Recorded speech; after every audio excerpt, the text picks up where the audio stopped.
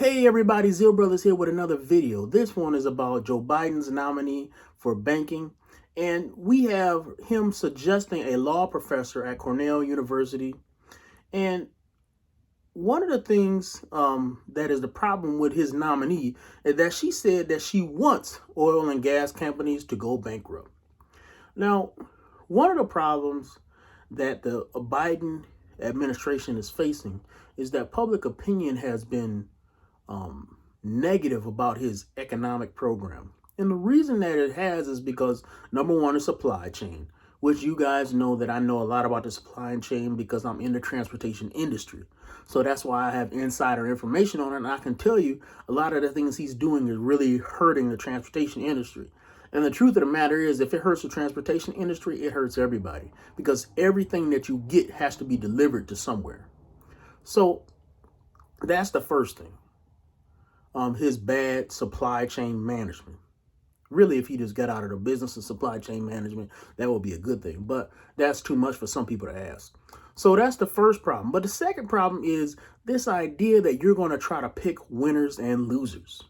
Now, some people may not have a problem with this, and they'll say, well, I don't like gas and oil companies. Well, the problem is, if you don't like them, it doesn't really matter, because when you go to the gas pump, they are the ones that are going to deliver the product that you're going to use. I'm not saying that they're good people. Let's just say they're the scum of the earth, but they're the scum of the earth that you need to get from point A to point B. And you may say, well, Brian, I'm past that now. I got an electric car. How do you think electricity is produced? Let's say that you will not use nuclear power, which a lot of people, for some reason, are opposed to. You might tell me, well, Brian, I'm going to use wind. What happens when the wind is not blowing? Because here's another thing that I think a lot of people don't get about our power grid, and that is this. It is not possible to store large amounts of electricity. And the reason is just a simple fact, right? The only method really you can store electricity in is something like a battery. And batteries are not 100% efficient in doing that.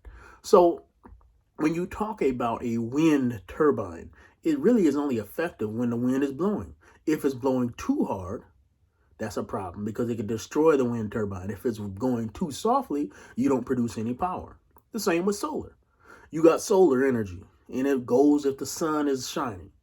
But if the sun is not shining, or if it's a cloudy day, you don't have power. And what are we supposed to do in those situations? So what do? We burn coal and we burn gas. We burn oil. And those are the things that we do. Some people don't like that. But I simply have to tell you that whether you like it or not, it is a fact. And you cannot get away from facts, right? We are constrained. And here's the thing that I think a lot of people on the left don't get. And if you are somebody on the left, you need to understand this. We are always in constraints.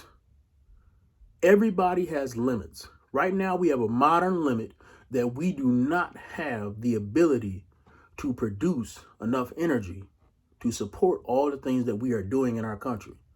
So as a result, we have to import a lot of things. Now, when you tell gas and oil companies in your country that you want them to go bankrupt, what does that do? That means that there is pressure on them to get out of your country. And that means you have to import more. Well, what happens when you have to import more? It costs more, and you are beholden to other people. And so when you talk about the average man, which the left pretends to want to protect, the average man is hurt the most by this. A billionaire, right? Let's think about Elon Musk. Let's say that the oil prices go up, they double, they triple. That's not really going to affect him much at all because that is pennies to him. Not even pennies. It's something that he won't even look at. It won't affect his day-to-day at all. But what about the guy who's making $32,000 a year? What about the guy who's making $40,000 a year?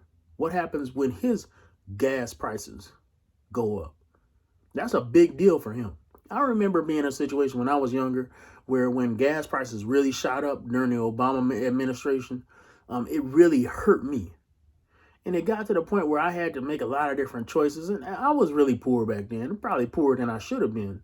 But the point is that when I was that poor, those things really hurt me. And when you are poor, you don't necessarily have the ability to flex and just say, well, I'm going to get an electric car, because electric cars are expensive. You might not even have a car. I didn't have a car for some part of that. And the truth of the matter is, it didn't matter. I had lots of less choices. When I did have a car, it was a problem for me to pay for gas. And this is a restraint. When we have people who are trying to bankrupt companies, that's always a problem. Here's another reason it's a problem. Because that industry is very profitable and they create a lot of jobs. And you're just saying no to those jobs. Now, listen, some people may disagree with this to some extent, but I'm going to tell you this. An economy cannot afford to keep saying no to jobs. I've always thought about this about the city of Milwaukee. The city of Milwaukee will say, we don't need those kind of jobs. Listen, you need any kind of jobs. Because don't nobody want to be here anyway. So you need to do whatever you can to attract people to be here. Well, an economy cannot keep saying no. At some point, businesses start reading your no as a desire to not do business with them and a desire to not grow. And other companies see that and they say, man, it was them this time. What about me next? And it puts a depressing effect on business. So just want to put that out there. A lot of you guys are looking at this and you're trying to evaluate what to do about Biden's economic policies. And I truly believe that this is also why crypto is going up so much. People are talking about cryptocurrencies. And the reason that cryptocurrencies are going up is because when government spends a lot of money, it creates inflation. And we know that there's a lot of inflation. Well, what goes on with inflation? It means that other forms of storing money or buying things are better. And I'll put it to you this way. If you knew that I could pay for something and it was worth $6 to you, but tomorrow it will be worth $7, I'm getting a deal, right? I'm paying something for something that I get with giving you something that has diminishing returns. And so what a lot of people will do is when they see inflation, they will take their money out of the dollar and put it into some other form of currency. And so they'll put it into the pound or they'll put it into whatever it is. But the point is that is another reason why cryptocurrencies are taking off so much, because of inflation. And I think that was a hidden sign that inflation was really going before we even saw the economic numbers. So those are just my 2 cents. Just want to talk about that.